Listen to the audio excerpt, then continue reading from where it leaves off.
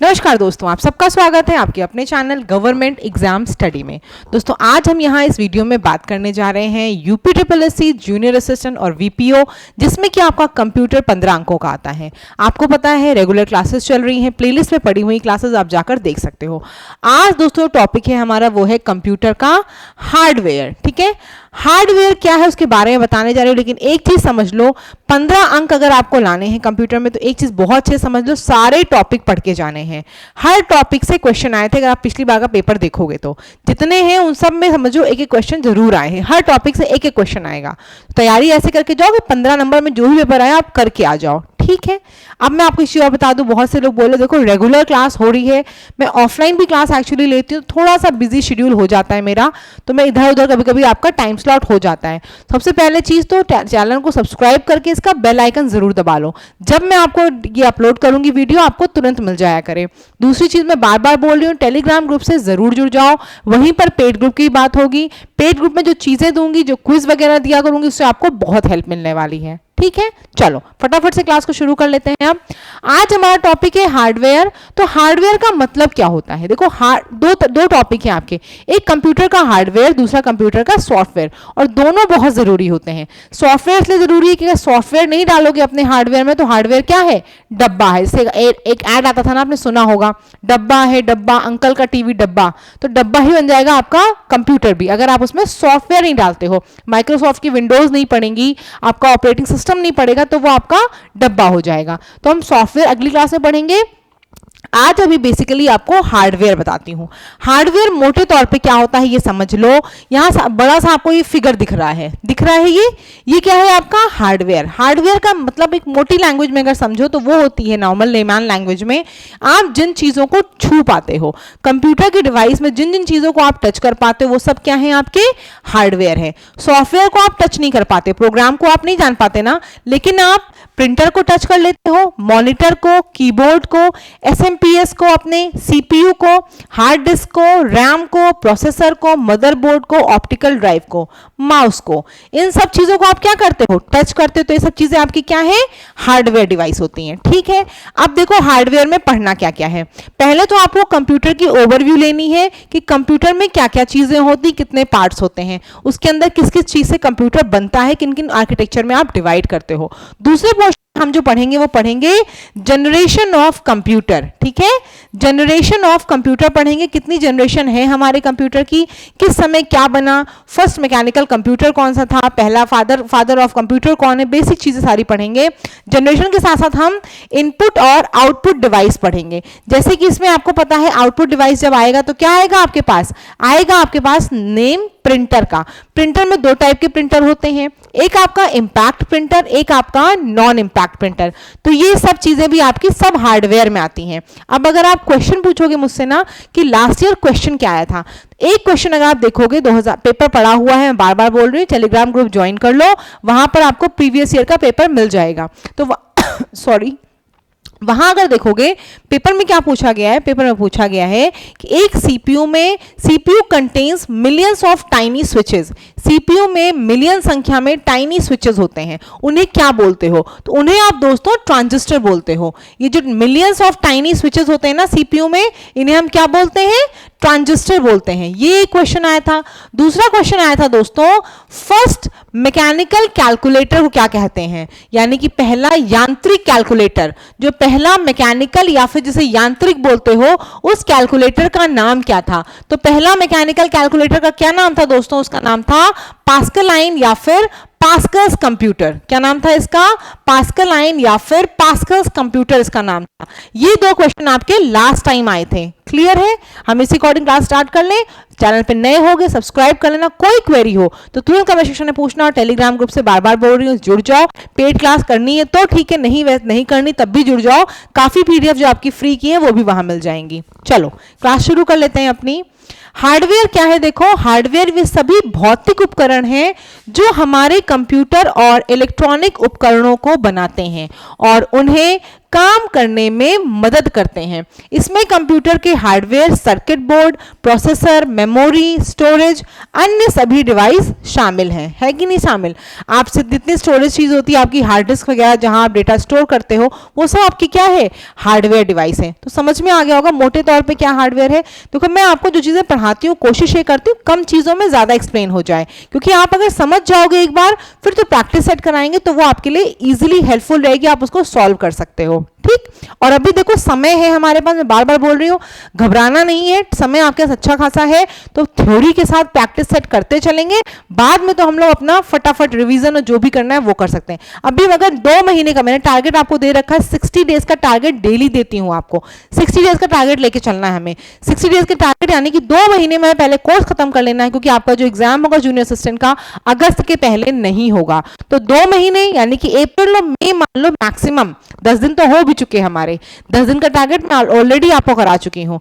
अभी मान लो कि 2 महीने अगर हमारे मई तक भी पूरे होते हैं, तो उसके बाद हमारे पास जून जुलाई रिवीजन के लिए बहुत अच्छा रहेगा। अभी जैसे मैं कहती हूँ वैसे बस नोट्स वगैरह ईमानदारी से करते हुए चलो, बहुत टाइम है, बहुत बेहतरीन तरीके से तैयारी कर लोगे, 5512 में से एक सीट आप ले सकते हो, लेकिन उसके लिए मेरे साथ साथ आपको ज्यादा मेहनत करनी है। ठीक, चलो तो ये आपको समझ में आ गया होगा हार्डवेयर क्या है। हार्डवेयर आपकी जिन चीजों को आप टच कर सकते हो, छू सकते हो, वो आपकी हार्डवेयर होती हैं। ये क्या है? देखो मदरबोर्ड, नाम से पता चल रहा है मदरबोर्ड यानी कि क्या है? माँ का काम क्या होता है? माँ का काम होता है सारे काम करना, है ना। माँ मतलब समझ जाओ हर किसी के घर में मम्मी पे हर बच्चा डिपेंड होता है, हर कोई मम्मी पे डिपेंड होता है, तो माँ मतलब सारी चीजों को काम करेगी। तो मदरबोर्ड दिख रहा है आपको, ये ऐसा कोई डिवाइस है, इसमें ढेर सारे ट्रांजिस्टर, सीपीयू, आईसीज, रैम वगैरह सब लगे होते हैं। ये क्या है? आपका मदरबोर्ड। यही आपका जो है इससे क्या होता है? पूरा कंप्यूटर चल रहा होता है। इसी में कुछ खराब हो जाएगा तो क्या हो जाएगा? आपका कंप्यूटर ठप हो जाएगा। देखो लिखा हुआ है कंप्यूटर का क्या होता है? मदरबोर्ड सबसे महत्वपूर्ण भाग होता है। ये एक बोर्ड के समान होता है जिसमें छोटे छोटे डिवाइसों को एक दूसरे से सेट में लगाया जाता है। सारे सॉकेट वगैरह सब इसी में लगे होते हैं। हम कंप्यूटर सिस्टम में इसको इस्तेमाल करते हैं। सारे हार्डवेयर को आप इसी से कनेक्ट करते हो। जो भी आपका हार्डवेयर आप देखते होगे ना, आपका सीपीयू होता है, सीपीयू के अंदर आपका मदरबोर्ड होता है। तो सारी जो चीजें कनेक्शन है आपके, वो उसी मदरबोर्ड से हैं। आपकी माउस का कनेक्शन हो, आपके प्रिंटर का कनेक्शन हो, सब चीजों का कनेक्शन उसी से आपके अंदर से जाता है, मदरबोर्ड से। आपकी कोई चीज आप डेटा बना रहे हो, वो डेटा स्टोर जो हो रहा है आपके कंप्यूटर में, उसका भी रैम वगैरह सब कहां होगा? इसी पे होगा। ठीक है, तो मदरबोर्ड में hard disk, RAM, cooling fan सब इसमें लगा होता है। समझ में आ रहा है? मदरबोर्ड में हर चीज का कनेक्शन होता है आपका। कोई चीज आप यूज करते हो उसका कनेक्शन इसी में होता है। ठीक है, आईसीज वगैरह होती है। कभी जैसे घर में कंप्यूटर होगा तो देखना, कभी दिखता होगा, वो दिखता है बड़ा बड़ा आपका मदरबोर्ड, इतना बड़ा सा बोर्ड होता है, उसमें ढेर सारी चीजें लगी होती हैं, ग्रीन कलर का होता है, उसमें ढेर सारी पीसीबी आपकी सर्किट बनी होती है, उसी सर्किट से पूरा कनेक्शन होता है। ठीक है, मदरबोर्ड बहुत इंपॉर्टेंट है। आगे देख लो, हार्डवेयर कंप्यूटर में समस्त पार्ट्स शामिल होते हैं जिन्हें हम स्पर्श कर सकते हैं। जैसे मैंने बता दिया आपको, माउस है, कीबोर्ड है, इलेक्ट्रॉनिक और इलेक्ट्रिक सर्किट है, आपके मॉनिटर है, सब है। अब देखो दो चीजें होती हैं, क्या है? एक दिख रहा है आपको, एक प्रोसेसिंग यूनिट है, दूसरी आपकी कंट्रोल यूनिट है। दो चीजें हैं आपकी, एक प्रोसेसिंग यूनिट और दूसरी कंट्रोल यूनिट। अगर हम प्रोसेसिंग यूनिट की बात कर लें तो प्रोसेसिंग यूनिट में क्या है हमारे पास? एएलयू है और आपका सीपीयू है। ठीक है, एएलयू क्या होता है अभी मैं आगे बताऊंगी आपको। दूसरा क्या है? आपका कंट्रोल यूनिट है। अब मैं बस आपको एक चीज बता दे रही हूं, यहां पे देख लो, फिगर नहीं दिखा है, एक चीज समझ लो, CPU central processing unit plus मतलब आपकी कंट्रोल यूनिट, जो सीपीयू है वो किससे बनता है? CU control unit plus arithmetic logic unit, इनको मिलाकर क्या बनता है? सीपीयू बनता है, जो कि बहुत इंपॉर्टेंट है आपके कंप्यूटर में। कंप्यूटर में क्या होता है? सीपीयू होता है। सीपीयू का फुल फॉर्म क्या होता है? Central processing unit. ये किससे मिलकर बनता है? देखो दो यूनिट से, एक प्रोसेसिंग यूनिट है, दूसरी आपकी कंट्रोल यूनिट है। प्रोसेसिंग यूनिट में क्या है? एएलयू है, अरिथमेटिक लॉजिक यूनिट, और आपकी कंट्रोल यूनिट में क्या है? कंट्रोल करता है। अब मैं बातों को भी समझाऊंगी, बस ये सुनते हुए चलो, अभी आगे समझ में आएगा। हार्डवेयर कितने भागों में देखो बट सकता है? हार्डवेयर आपके तीन चीजें होती, क्या क्या है? एक आपका सीपीयू है, जिसके अंदर क्या मैंने बताया अभी? प्रोसेसिंग यूनिट है, एएलयू है, प्लस कंट्रोल यूनिट है। प्रोसेसिंग का मतलब क्या होता है ये समझ रहे हो? कंप्यूटर में अभी तक कितने दिन से मैं बोल रही हूँ प्रोसेसिंग करना। प्रोसेसिंग का मतलब होता है आपने कोई इनपुट दिया, इनपुट हम लोग देते हैं किसी भी चीज में, इनपुट दिया तो कंप्यूटर क्या करता है, उसको प्रोसेस करता है, देखता है, समझता है, फिर आपको क्या देता है, आउटपुट देता है। ठीक है, इसी को हम पूरे स्टेप को क्या बोलते हैं, प्रोसेसिंग। तो ये कौन सी यूनिट कंसिस्ट होता है, सीपीयू आपका सेंट्रल प्रोसेसिंग यूनिट, एएलयू से और कंट्रोल यूनिट से। और क्या होता है देखो, हार्डवेयर में हमारा सीपीयू है, रैम है, रैम मतलब आपका मेमोरी, और दूसरा स्टोरेज, स्टोरेज यानी कि आपके हार्ड डिस्क वगैरह हुए वो क्या है, आपके स्टोरेज हैं। ठीक है, आगे देख लो कंप्यूटर में क्या होता है, ढेर सारे इनपुट डिवाइस हैं और आउटपुट डिवाइस हैं, स्टोरेज डिवाइस होता है। ठीक है, ये सब क्या है, आपके हार्डवेयर हैं। समझ में आ रही मेरी बात ना?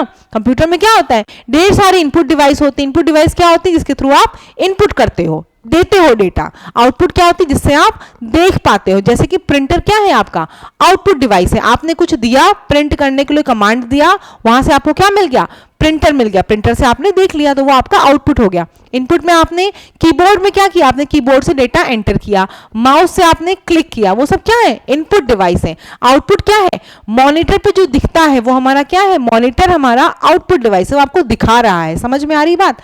अब हम उसको बाद में बढ़ेंगे। अभी देखो एएलयू, मैंने एएलयू की बात की थी ना, एएलयू किसका होता है यूनिट, सीपीयू किससे बनता है, मैंने अभी बताया आपको, सीपीयू बनता है एएलयू से प्लस सीयू से, कंट्रोल यूनिट। इसका फुल फॉर्म नहीं पता है तो मैं बता दे रही हूं, वैसे अभी आगे लिखा मिलेगा, सेंट्रल प्रोसेसिंग यूनिट। ठीक है, सेंट्रल प्रोसेसिंग यूनिट क्या है, आपकी सीपीयू है। और इसे एक चीज और बोलते हैं, क्या बोलते हैं इसे, आप ब्रेन ऑफ कंप्यूटर बोलते हो। सीपीयू को क्या बोलते हो, सीपीयू आपका ब्रेन ऑफ कंप्यूटर होता है। ठीक है, सीपीयू क्या है, ब्रेन ऑफ कंप्यूटर। ऊपर देख लो एक चीज, एएलयू क्या है, एएलयू का पूरा नाम अरिथमेटिक लॉजिक यूनिट है। नाम से पता चल रहा है अरिथमेटिक मतलब मैथ्स आ गई, और लॉजिक है। तो जहां भी आपको मैथ्स की कैलकुलेशन करनी है, मैथ्स की चीजें करनी है, और या लॉजिक करना हो, लॉजिक मतलब जहां डिसीजन लेना हो, कोई चीज करनी है, तो वो दोनों काम किस में होगा, आपका एएलयू में होगा, अरिथमेटिक लॉजिक यूनिट। कंप्यूटर का इसे क्या बोलते हैं, इसे कंप्यूटर का मैथमेटिकल ब्रेन कहते हैं। देखो लिखा है बड़ा बड़ा, गणितीय मस्तिष्क कहते हैं। सीपीयू क्या है, सीपीयू आपका ब्रेन ऑफ कंप्यूटर है, और एएलयू क्या है, एएलयू मैथमेटिकल ब्रेन यानी कि गणितीय मस्तिष्क है। जितना भी गणित का काम होगा वो कौन करता है, एएलयू करता है। ठीक है, अरिथमेटिक लॉजिक यूनिट। अब वैसे ऐसे क्वेश्चन बहुत कम आ रहे हैं इस समय, कि सिंपल फुल फॉर्म वगैरह आए, लेकिन देखो हमें हर चीज की प्रिपरेशन करके चलनी है। अगर आपको पता है फुल फॉर्म तो बढ़िया है, नहीं पता है तो इन सब चीजों को आप अच्छे से समझते हुए चलो। ठीक है, क्योंकि देखो 15 अंक इस बार कट ऑफ गई है, मौका हर किसी को मिला है, जिसके नंबर कम थे उन सभी को मौका मिला। किसी भी कारण से आपके नंबर कम हुए थे, आपको मौका मिला है, तो बस देखो मौका मिला है तो फटाफट जुट जाओ, पढ़ाई कर लो। देखो पढ़ाई करने वाले का ही सिलेक्शन होगा। जो सोचता रहे कि बस स्ट्रैटेजी बनानी है, बस इधर उधर घूम के वीडियो देखनी है, तो मुश्किल हो जाएगी। पढ़ाई करो, डेली में टारगेट दे रही हूँ, उन टारगेट को अचीव करने की कोशिश करो। एट द एंड 7 दिन के बाद आपको खुद पता चलेगा कि हमारी प्रिपरेशन हो चुकी है। अब कहीं से प्रैक्टिस सेट करो, आपको खुद ही पता चलेगा कि हाँ तैयारी बहुत बढ़िया हो गई है। तो इसीलिए कह रही हूँ 2 महीने का टाइम दे रही हूँ, सिर्फ 2 महीने का टाइम मांग रही हूँ आपसे। 2 महीने के टाइम में जो कह रही हूँ वो कर डालो आंख बंद करके। उसके बाद आप खुद किसी की प्रैक्टिस सेट करना, कुछ करना, आपको खुद पता चल जाएगा कि हाँ तैयारी हो गई है। इसीलिए मैं बार बोलती हूँ सेल्फ स्टडी करो, नोट्स बनाओ, जैसे मैं जिस बुक से बता रही हूँ उस बुक को लेकर कर डालो। ठीक, चलो ये देखो दिख रहा है, ये क्या है, आपका मेमोरी है, ये आपका कंट्रोल यूनिट है, ये आपका एएलयू है। एएलयू में आपने क्या किया, इनपुट दिया, यहां से आपको क्या मिल गया, आउटपुट मिल गया। ये क्या है, कंट्रोल यूनिट, और ये आपस में इंटरलिंक्ड है। क्यों इंटरलिंक्ड है, क्योंकि ये आपकी सीपीयू की पार्ट है। ठीक, ऊपर क्या है, आपकी सारी चीजें आपको पता है मेमोरी में जाती हैं, मेमोरी से आती हैं, है ना। आप कोई चीज, कोई फोल्डर बनाते हो अपने कंप्यूटर में, उसमें कुछ सेव करते हो तो वो क्या हुई, मेमोरी में सेव हो गई। जब आपको जरूरत पड़ती है आप उस फोल्डर को खोलते हो तो आपको क्या होता है, मेमोरी से डेटा वापस मिल जाता है। ठीक, वही ये फिगर है यहाँ पे। आगे देख लो सीपीयू क्या होता है, तो सीपीयू क्या है, सीपीयू आपका सेंट्रल प्रोसेसिंग यूनिट है। इसमें देखो नाम से पता चल रहा है क्या होगा, वही मैंने जो कहा आपसे, प्रोसेस करेगा। प्रोसेस कैसे करेगा? आप इनपुट देते हो, ये इनपुट अपना क्या करेगा, अंदर ले इनपुट को स्कैन करेगा, प्रोसेस करेगा, समझेगा क्या है और उसके बाद आपको आउटपुट देता है। तो वही काम क्या होता है, प्रोसेसिंग का होता है। तो सीपीयू आपको पता चल रहा है कि सेंट्रल प्रोसेसिंग यूनिट है। सारी चीजों का काम कौन करता होगा, सेंट्रल प्रोसेसिंग यूनिट, वही प्रोसेस करता है, वही आप इनपुट देते हो, आपको चीज को सोच के समझ के आपको जवाब भी देता है। इसीलिए सीपीयू को क्या बोलते हैं, सीपीयू को हम ब्रेन ऑफ कंप्यूटर बोलते हैं। ये याद रख लो, कई बार एग्जाम्स में आ चुका है कि सीपीयू किसको बोलते हैं, ब्रेन ऑफ कंप्यूटर। तो सीपीयू को ब्रेन ऑफ कंप्यूटर बोला जाता है, यानी कि मस्तिष्क होता है ये कंप्यूटर का। जैसे कि ह्यूमन शरीर में हम लोगों के पास दिमाग है, मस्तिष्क है, वैसे ही कंप्यूटर का दिमाग कौन है, सीपीयू है। ठीक है, सेंट्रल प्रोसेसिंग यूनिट। सीपीयू के भाग देखो कौन कौन से होते हैं। एक एएलयू है जो मैं आपको बता चुकी हूं, अरिथमेटिक लॉजिक यूनिट, यानी कि मैथ्स की कैलकुलेशन, लॉजिकल सारे काम ये परफॉर्म करेगा। दूसरी आपकी मेमोरी यूनिट है, जब मैं आपको पढ़ाऊंगी, रैम रोम वगैरह। और तीसरी आपकी कंट्रोल यूनिट है, ये क्या करती है, सारी चीजों को बैलेंस्ड वे में या कंट्रोल करके रखती है। ठीक है, अब आगे देख लो, अच्छे से जानते हैं हम लोग मेमोरी यूनिट। एएलयू नहीं बता रही क्योंकि एएलयू मैंने आपको आगे एक्सप्लेन कर दिया है। मेमोरी यूनिट देखो क्या होती है। कंप्यूटर में आप क्या करते हो, कितना भी आप ढेर सारा डेटा उसमें स्टोर कर सकते हो। नहीं स्टोर हो पा तो आप क्या करते हो, एक हार्ड डिस्क आती है, हार्ड डिस्क को, एक्सटर्नल हार्ड डिस्क को आप उसमें अटैच करके रख लेते हो और उसमें टेराबाइट की, जितने बड़ी बाइट की आप चाहो ले सकते हो, उसमें डेटा स्टोर करते रहते हो। तो देखो इसका काम क्या होता है, कंप्यूटर का मेन काम तो आपने कर लिया अपना, जो भी उससे काम लेना है। और दूसरा काम क्या करते हैं, मेमोरी, उसमें चीजों को स्टोर करते, उसकी याददाश्त बहुत अच्छी होती है। हमारे पास क्या है, ह्यूमन के पास एक रिस्ट्रिक्शन है, एक लिमिट तक हम चीजों को याद कर पाएंगे, उसके बाद क्या है, नहीं कर पाएंगे स्टोर। हम कंप्यूटर में क्या कर सकते हैं, जितना चाहे उतना डेटा उसमें स्टोर कर सकते हैं। सुनते होगे ना, बोलते हैं कि इस फोन की इतनी रैम है। रैम का मतलब क्या है, जितनी ज्यादा रैम उतना अच्छा वो चीज चलता है, उतनी ज्यादा प्रोसेसिंग हो। क्यों? क्योंकि उसके बाद उतना वास्ट स्पेस है स्टोर करने के लिए। ठीक है, तो रैम पे हर चीज डिपेंड करती है आपकी। मेमोरी यूनिट क्या है, देखो कंप्यूटर की स्टोरेज यूनिट होती है। इसमें क्या होता है, डेटा इकट्ठा होता है और हर बार जब सीपीयू को जरूरत होती है, इसको क्या करता रहता है, देता रहता है। ठीक है, तो उसमें देखो क्या होता है, एक अनप्रोसेस्ड डेटा होता है, यानी कि जो प्रोसेस नहीं होता है उसको क्या बोलते हो आप, प्राथमिक मेमोरी, या फिर आप इसको बोलते हो क्या, प्राइमरी मेमोरी। ठीक है, प्राइमरी मेमोरी यानी ये प्रोसेस्ड नहीं हुआ होता है डेटा, प्राइमरी मेमोरी। ठीक, इसका क्या होता है, इसका नाम रैम। आपसे कोई पूछे रैम क्या है, तो रैम आपका प्राइमरी मेमोरी में है, अनप्रोसेस्ड डेटा में है। जबकि दूसरा जो आपका होता है प्रोसेस डेटा, प्रोसेस डेटा जो होता है वो किस में रखा जाता है, वो द्वितीयक मेमोरी में, आपके रोम में रखा जाता है। ठीक है, आगे देख लो, समझ में और अच्छे से आ जाएगा। अभी देखो, अब दो तीन चीजें बताने से पहले सुन लो, फिर इस पीपीटी को पढ़ लेना आराम से। देखो दो चीजें बताई मैंने, क्या बताई उनको सुन लो। एक आपको मैंने बताया रैम और दूसरा मैंने बताया रोम। एक आपका होता है वॉलेटाइल, दूसरा आपका होता है नॉन वॉलेटाइल। ठीक है, एक आपका वॉलेटाइल, दूसरा आपका नॉन वॉलेटाइल। इसका मतलब क्या होता है जो मैं लिख रही हूं, इसका मतलब यही जो यहां लिखा है, अस्थिर और गैर वाष्पशील। ठीक है, अस्थिर और गैर वाष्पशील। जैसे गैर वाष्पशील का मतलब क्या होता है, यानी कि वो चीज आपकी नॉन वोलेटाइल है। नॉन वोलेटाइल का मतलब ये है कोई चीज आपने उसमें स्टोर कर दी ना, वो परमानेंट रहती है।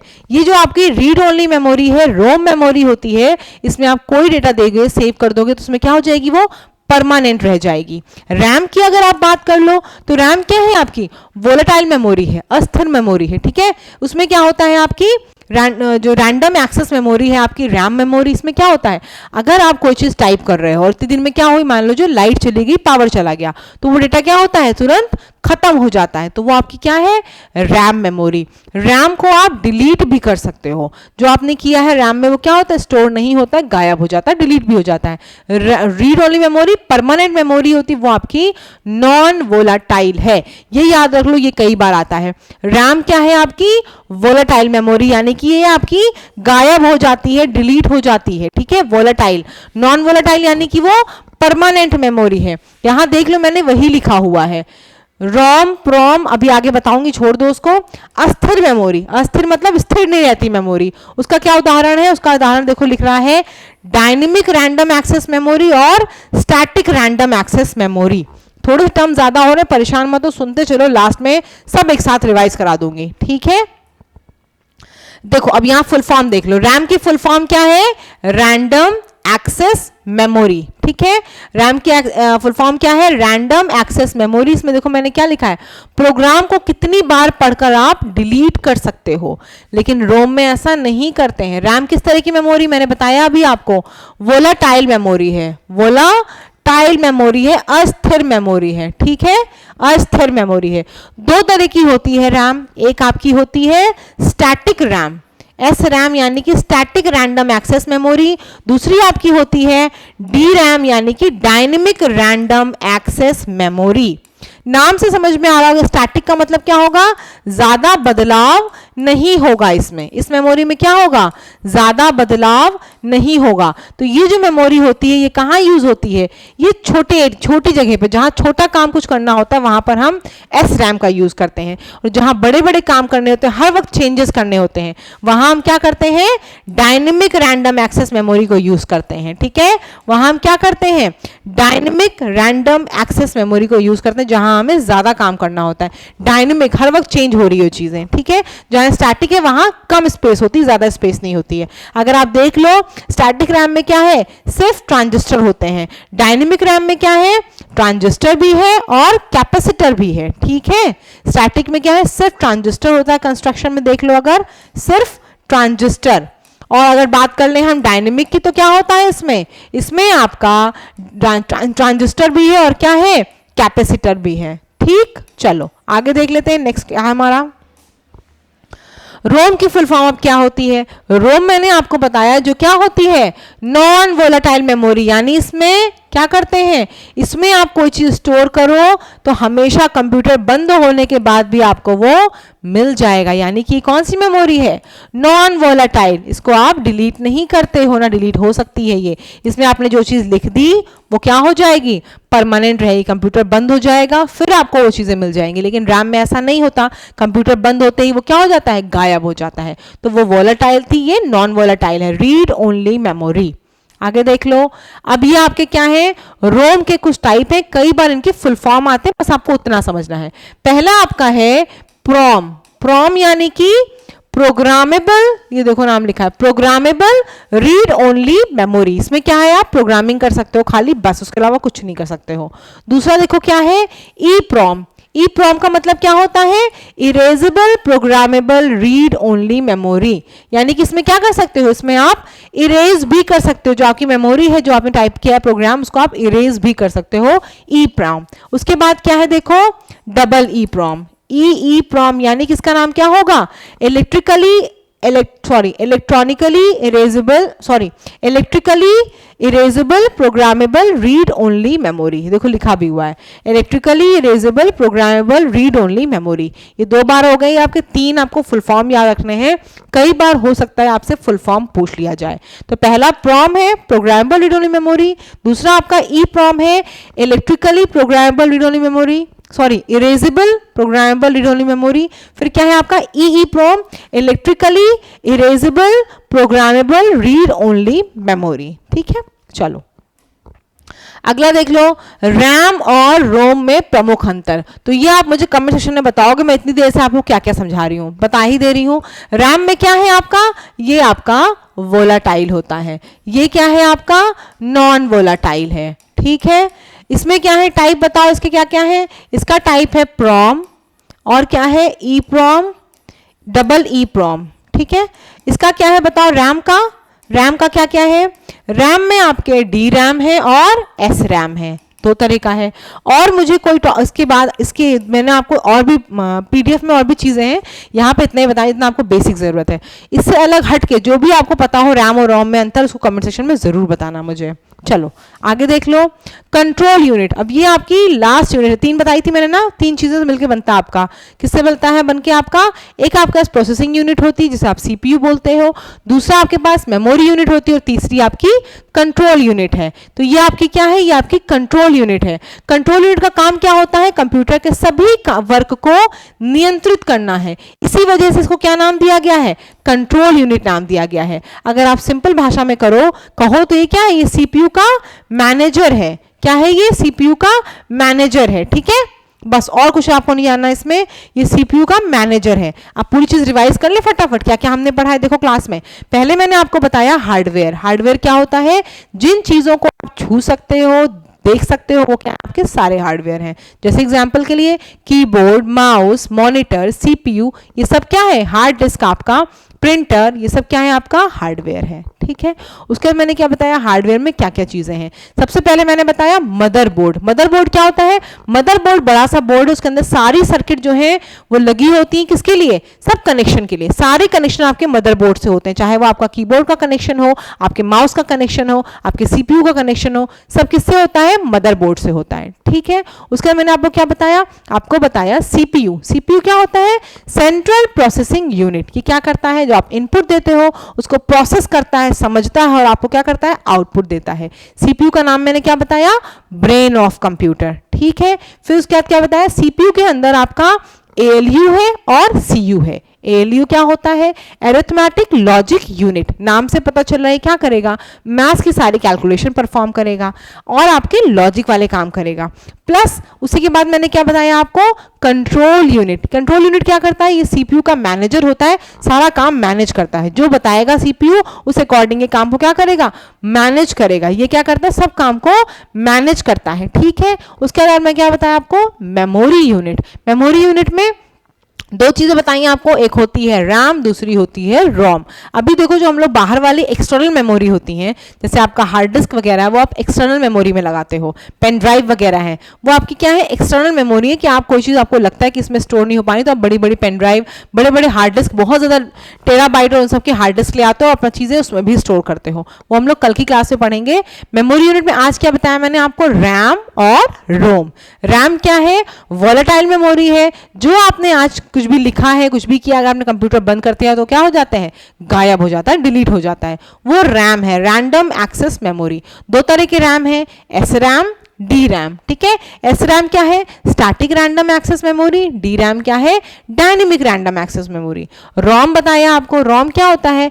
रीड ओनली मेमोरी, जो कि आपकी परमानेंट मेमोरी होती है। और ये क्या होती है आपकी? ये नॉन वॉलेटाइल होती है, यानी कंप्यूटर बंद भी हो जाएगा तो मेमोरी डिलीट नहीं होगी। रोम के कितने टाइप बताया आपको? प्रॉम बताया, प्रोग्रामेबल रीड ओनली मेमोरी बताई। ई प्रॉम बताया, erasable programmable read only memory. फिर आपको ई प्रॉम बताया, electrically erasable programmable read only memory. Clear? आज इतना पढ़ना, इसको रिवाइज करना। पीडीएफ के लिए बार बार बोल रही हूँ, टेलीग्राम ग्रुप पे जुड़ जाओ, वहां पे आपको पीडीएफ मिल रही है। पेड ग्रुप के लिए भी वहीं भी बात होगी, तो आप सभी लोग जुड़ जाओ चैनल से जरूर। बेल आइकन जरूर दबा लो। और कल जो हम लोग पढ़ेंगे वो क्या पढ़ेंगे?